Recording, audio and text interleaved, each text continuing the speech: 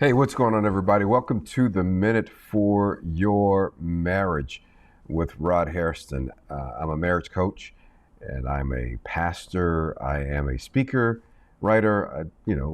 It's all a part of my way that I make a difference, or try to make a difference at least. And so I'm glad you're here, and I hope you're doing well today. I hope you're getting some real value out of the time that we get to spend together in these videos. One of the questions that I get often is, what makes marriage coaching work? What makes marriage coaching work? Sometimes the question is about marriage coaching versus marriage therapy. And maybe we'll do a video and cover some of those questions in the future. But let me talk a little bit today about what makes marriage coaching work. Hey, grab a pen, get a cup of coffee, stick around for a few minutes for this session of Minute for Your Marriage with Rod Harrison. I'll be right back. We're going to get started in just.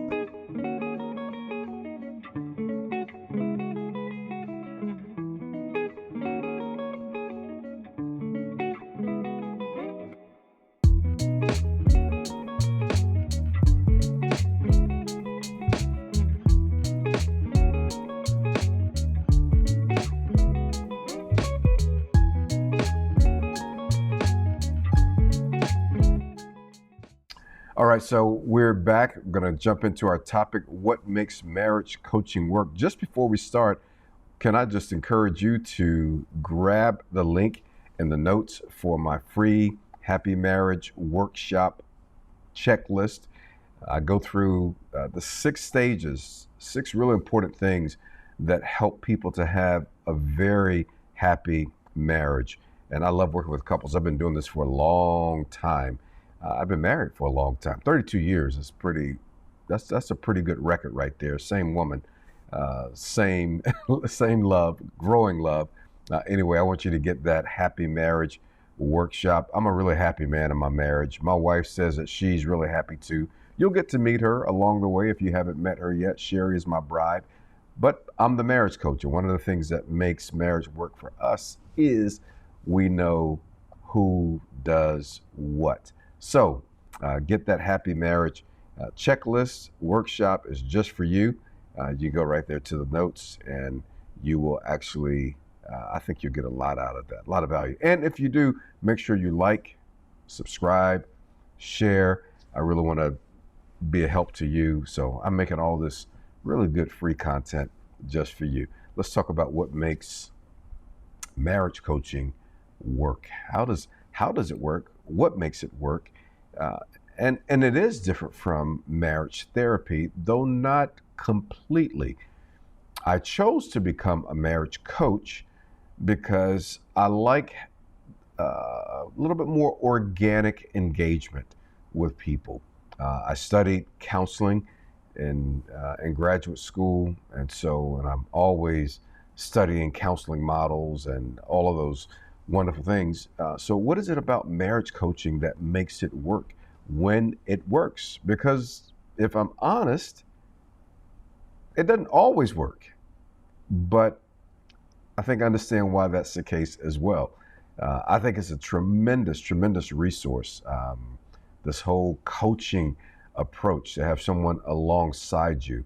The core thing that makes marriage coaching work is when you take action.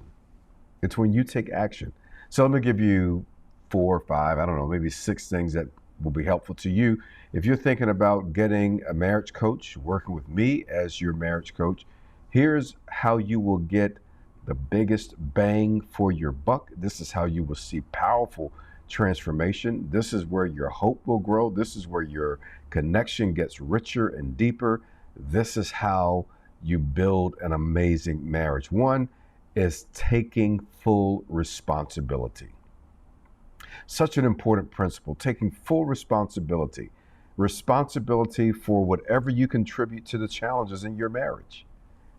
Because it takes two to tango, right? It takes two in a marriage. And even if your spouse is not delivering on their part, right? If they are um, deficient in some way relationally, is there something that you add to that equation, maybe even by 0.5% or 1%? And can you own that? Taking responsibility is key. And the truth of the matter is that we so often trigger one another unknowingly. But there's something that we can all get better at. And when both people in the marriage take responsibility for their part, for what they contribute, for how they can make things better, marriage coaching flies. And so I like to help people find the area of their responsibility for improving the marriage. When they execute on it, I'm telling you, sparks fly and hearts beat and love flows. All right. Choosing to be accountable. Ooh, how about that for a bad word? Did I just cuss? I didn't cuss on YouTube. Choosing to be accountable or answerable. Because some of us are going through life and we only want accountability on our job where we get paid. But when we're answerable or not accountable to anyone, we all run the risk of going astray, right? Of going left. We just do. It's bent, it's built into us. It's normal, it's natural to us. And so we need to make ourselves accountable to the coaching process and to your coach. If you're in marriage therapy, make yourself accountable to the therapist. If you're, if you're in a church, make yourself accountable to healthy spiritual leadership. Sherry and I got into it the other night about, I can't remember what it was about, but it was pretty deep. It went really deep. And it was like, we've been married 32 years and we still need support.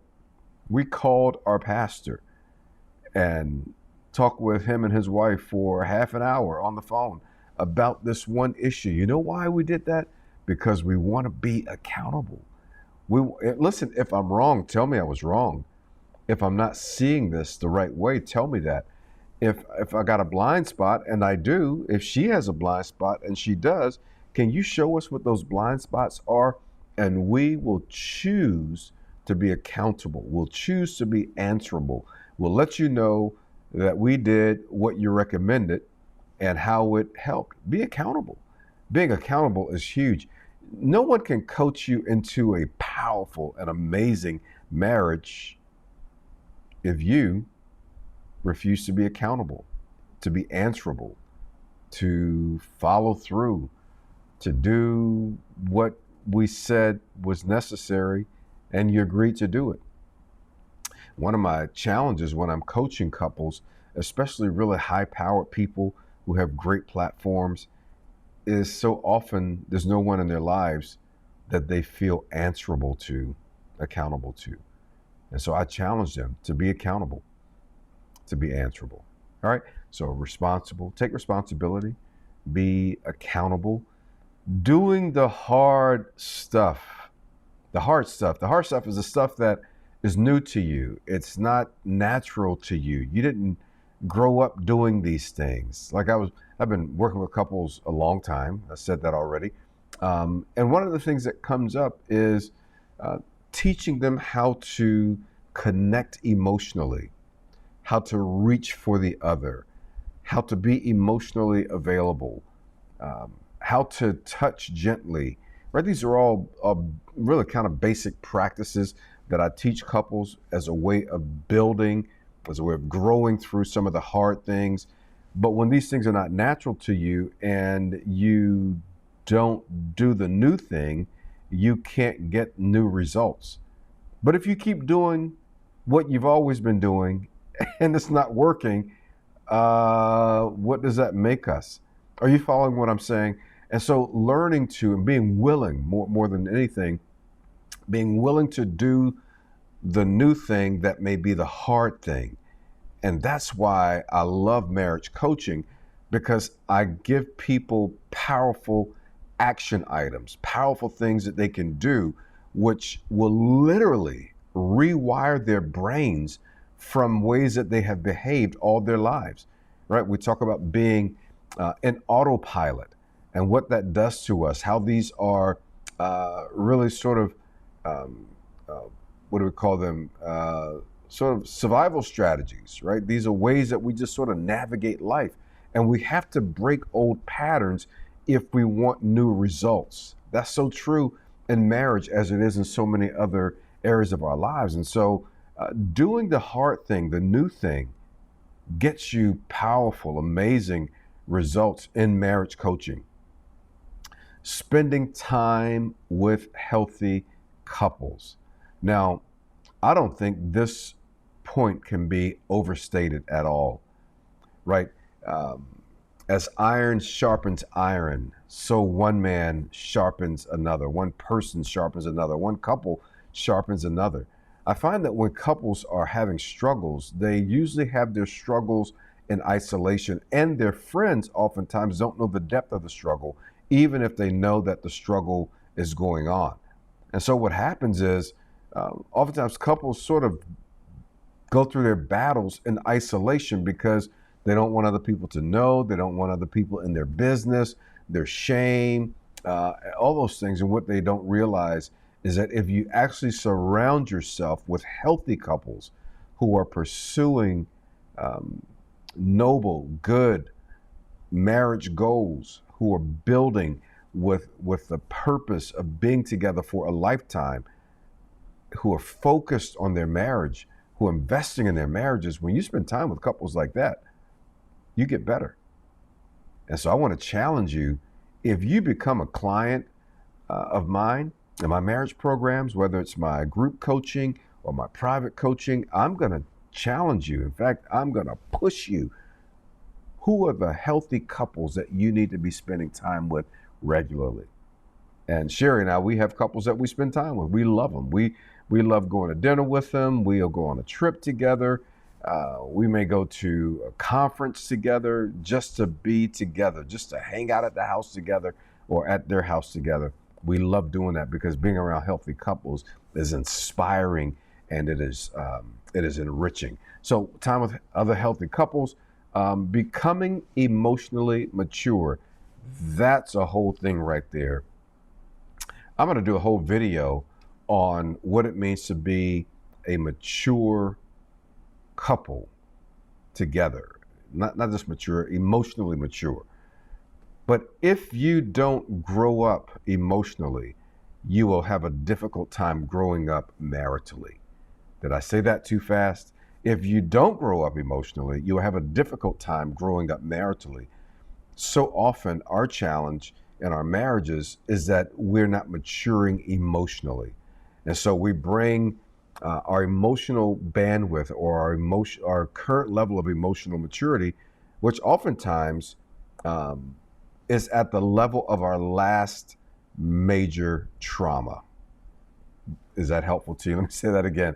Oftentimes, our maturity level emotionally is stopped or stuck at the place of our last significant emotional trauma.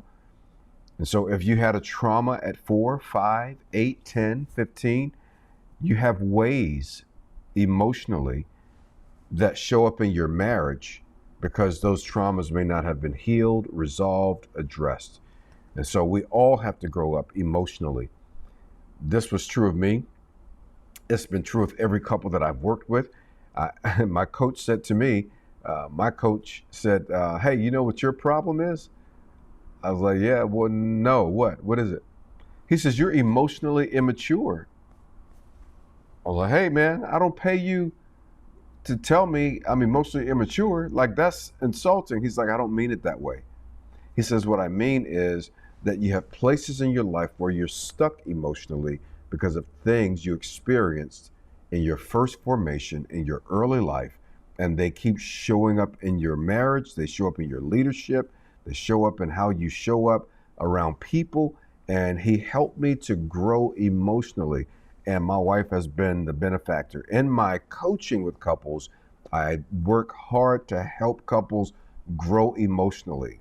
And so I point them to resources, and I give them principles and action points so that they can begin to stretch themselves to actually grow emotionally. So becoming emotionally mature, will transform your marriage when you're working in a marriage coaching environment.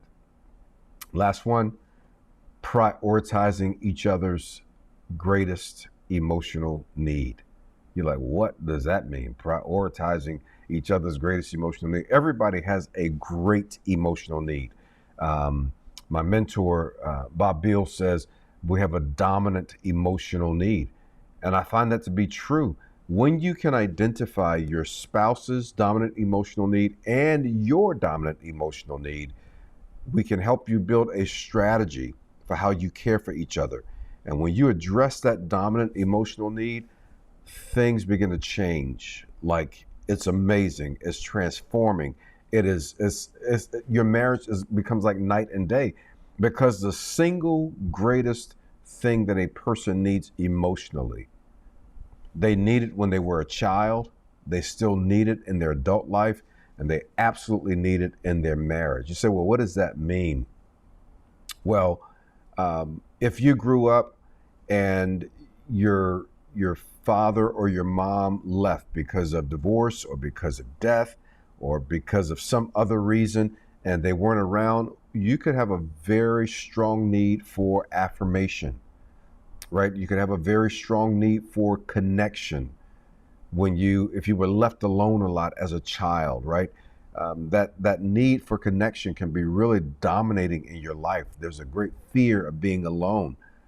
If you grew up and there wasn't a lot of money, and your parents, went paycheck to paycheck, and sometimes there wasn't food or the ability to have Christmas or whatever it might be, you could have a dominant emotional need for financial security.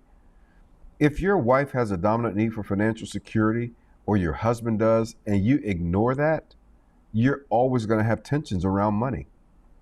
And so, as you care for each other's dominant, primary, greatest emotional need, all of those phrases are synonymous. As you care for that need, what happens is your connection grows. And this is what I try to help couples do through my marriage coaching work, is to pay attention to understand in a deep way and care for each other's biggest emotional needs. So these are the ways that marriage coaching can transform your marriage. And let me tell you something, you can do it. I'm telling you, you can do it. I believe in you. I know you can do it. You just need a guide. That's all coaching is someone to guide you, give you the right steps to take, the right actions to take. And when you take the steps, you get the results. I tell people, I'm not the hero. I'm not here to change your marriage, fix your marriage, make your marriage brilliant and beautiful. That's not my job. My job is to put tools and resources in your hand to tell you just what to do when you're experiencing difficult places in your marriage, so that you can actually become the hero. Because guess what? You will have to live with each other for the rest of your lives, hopefully. And if you know what to do, how to care for your spouse, how to show up for them, then you can actually transform your marriage, and coaching can be a huge, huge help to you. Hey, and maybe someday I get to be your coach in addition to coaching you on this platform on YouTube. But I'm so grateful we get to connect. Hey, again, I do want to remind you to grab the free Happy Marriage Workshop, the free checklist that I provide for you. And if you're ever interested in any of our programs, you'll see links for those in the videos as well. I would be honored, absolutely honored, to encourage and help strengthen, be a guide, be a coach to you and your spouse in your marriage. All right, we'll see you in the next video.